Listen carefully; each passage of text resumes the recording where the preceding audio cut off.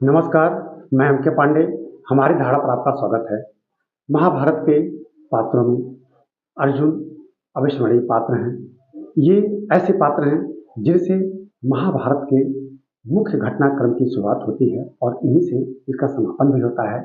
और अद्वितीय हैं क्योंकि स्वयं प्रभु, स्वयं भगवान कृष्ण इनके सारथी थे और भगवान ने इन्हीं को गीता का उपदेश दिया था। और गीता का उपदेश, जैसा कि आपको मालूम है, गीता के उपदेश को सीधा सुना था अर्जुन ने, और इसके बाद उस पूरी गीता को सुना था संजय ने। तो यह तो एक दूसरा प्रश्न है, लेकिन महाभारत के जितने भी पात्र हैं, अर्जुन अद्वितीय हैं, अविस्मरणीय हैं और एक तरफ से हम कहेंगे कि मुख्य पात्र हैं। अब पूरी कहानी, पूरी घटनाक्रम से आप परिचित हैं। पांडवों को वनवास मिला, जैसा कि आदेश था राजा धृतराष्ट्र का।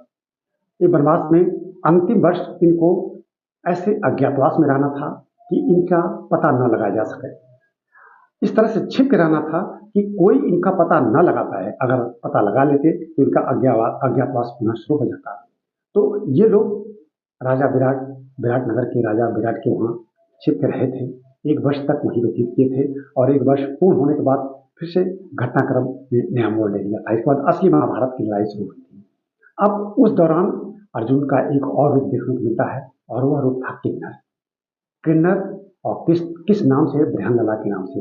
तो राजा विराट के दरबार में वो किन्नर थे और उन्होंने पूरी सेवा की थी राजा विराट की किन्नर रूप में। अब ये बड़ी लंबी चौड़ी कहानी है कि वो क्यों किन्नर बने और किन्नर क्या किसी उनको श्राप का फल था या कोई और कहानी थी।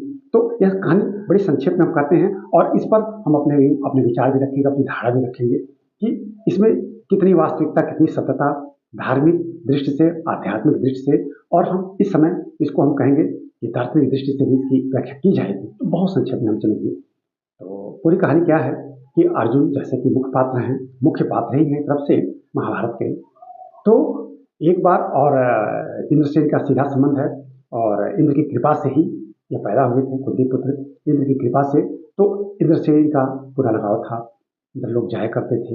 एक बार इंद्रलोक गए और सभागार में, सभा कक्ष में बैठे थे और उस समय उर्वशी, जो अप्सरा उर्वशी थी, वो उनका नृत्य चल रहा था, उनका कार्यक्रम चल रहा था। उर्वशी में वह मोहकता थी, वो ऐसी अप्सरा थी कि हम इसके लिए और कोई शब्द नहीं दे सकते हैं कि वह सुंदरता की देवी थी।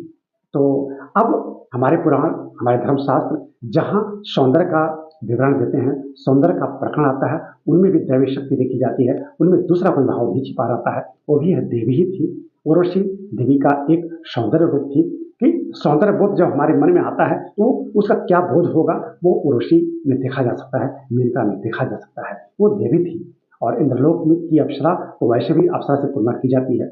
इंद्रलोक का नृत्य चल रहा था, इंद्रलोक का कार्यक्रम चल रहा था।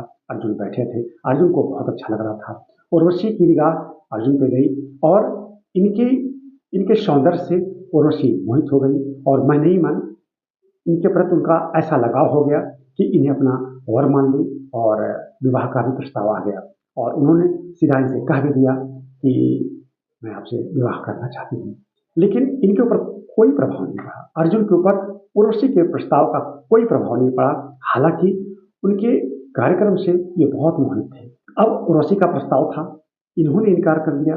उर्वशी, जो कि इंद्रलोक की मुख्य पात्र, मुख्य, एक तरफ से हम कहेंगे कि सौंदर्य की देवी, तो उनका प्रस्ताव इनकार करने का मतलब कि एक जो कृपा होनी चाहिए वह कृपा न होके वह श्राप में बदलेगी। उर्वशी ने उनको श्राप दे दिया कि जैसे आपने हमारे प्रस्ताव को ठुकरा दिया, ऐसे मैं आपको श्राप देती हूँ कि आप नपुंसक हो जाएं और कोई आपका वरण न कर पाए। श्राप तो दे दिया, हाहाकार मच गया। अर्जुन स्वयं घबरा गए। फिर उन्होंने विनय करने इंद्र के पास पहुंचे। इंद्र ने जब पूरा घटनाक्रम सुना तो इंद्र भी घबरा गए और इंद्र ने तुरंत ऋषि को बुलाया और कहा कि इनको श्राप देने की आवश्यकता नहीं थी और ये नहीं तुमसे विवाह कर सकते हैं। कुछ इसके पीछे पूर्वज की कहानी है और पूर्वजों का ऐसा घटनाक्रम है कि जो पूर्वजों का वो जो घटनाक्रम है वह तुम्हारे विवाह की आज्ञा नहीं देता है अर्जुन से। तो अर्जुन ने सही निर्णय लिया तुमसे न विवाह करने का, तुमको श्राप नहीं देना चाहिए था। इनको पश्चाताप हुआ और ऋषि को कि शायद हमसे गलती हो गई, लेकिन अब वो देवी थी। पहले हमारे ऋषि महर्षि भी ऐसे ही हुआ करते थे, सीधा उनमें दैवी रूप था, मुंह से जो निकल गई बात वो होनी थी। तो उर्वशी देवी, उर्वशी के मुंह से बात निकल गई तो वो वापस नहीं आनी थी, उसका प्रभाव पड़ना था। लेकिन उन्होंने कहा इसका प्रभाव तो पड़ेगा, लेकिन ये बहुत कम हो जाए तो इसका उपाय किया जाएगा।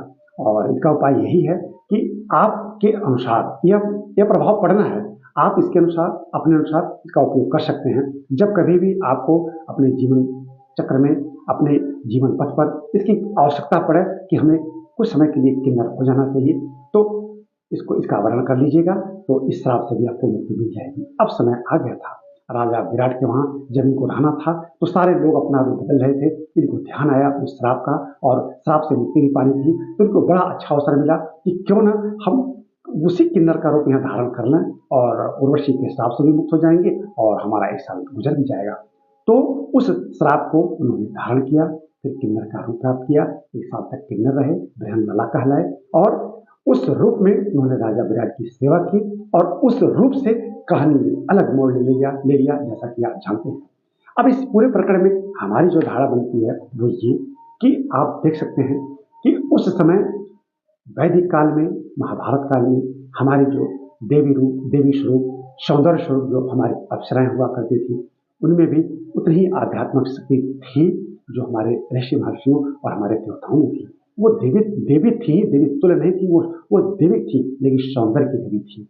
और आप देख सकते हैं कि उन्होंने श्राप दिया, अर्जुन जैसे सर्वश्रेष्ठ धनुर्धर को वह श्राप झेलना पड़ा था। और पूरे घटनाक्रम की तह तक जाएंगे तो आप पाएंगे कदम कदम पर इस तरह के श्राप दिए गए हैं और सारी दैवी शक्तियां यहाँ दिखाई भी देती हैं। इसके पहले वीडियो में हमने आपके समक्ष अम्बा के श्राप की कहानी, अम्बा के प्रतिशोध की कहानी भी सुनाई थी। वो भी देवी थी, देवी का अवतार थी जो आगे हम शिखंडी के रूप में प्रस्तुत करते हैं। इसका वीडियो भी बनाया था।